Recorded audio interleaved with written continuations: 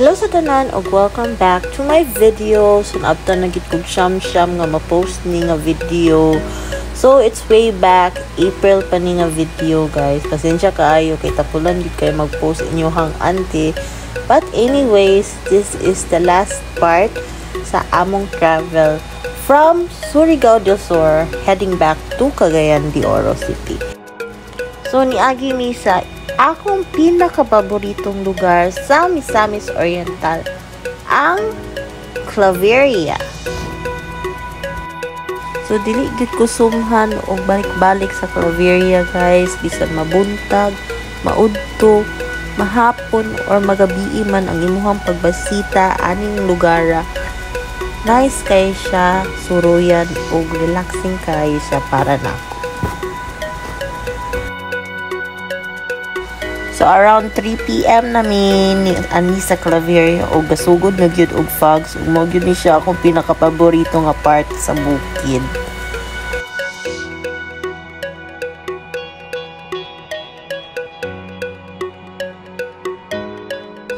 Fortunately na ay bag-ong open na tourist spot sa Claveria that time, maong nakahigayon pud mig bisita. Mao ni siya ang Iluminada Garden Resort. So nagbayad mig 100 pesos for the entrance fee. Og mao ni siya ang imong view pagsulod nimo sa resort.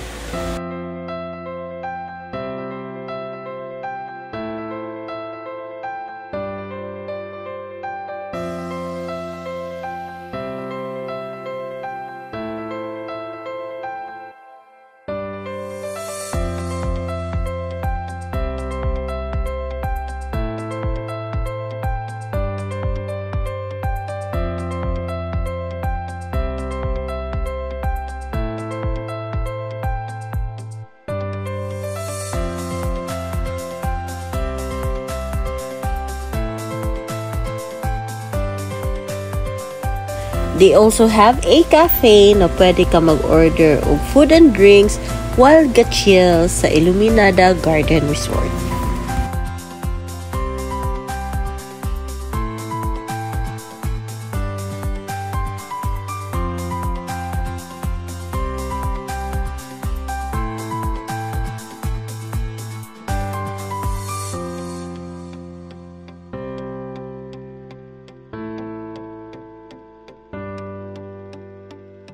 So testingan nato og dula ang ilahang maze dinhi, guys.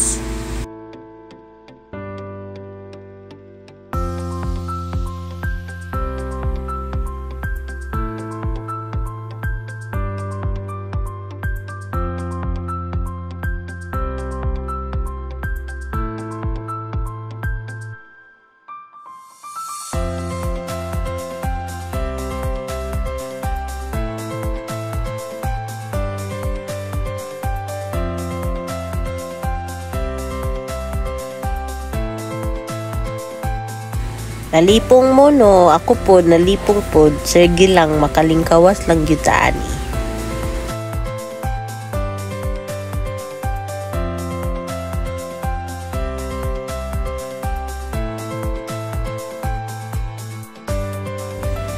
So kadyot lang mi nag-chill dito sa Iluminada ug nagpadayon na mi og biyahe pauli na gyud sa Cagayan de Oro. So inani gyud ka relaxing ang pagbiyahe nimo kung moagi ka dinhi sa Claveria. Lami pa kay mo tambay per saon taman, kailangan na gyud nato muuli.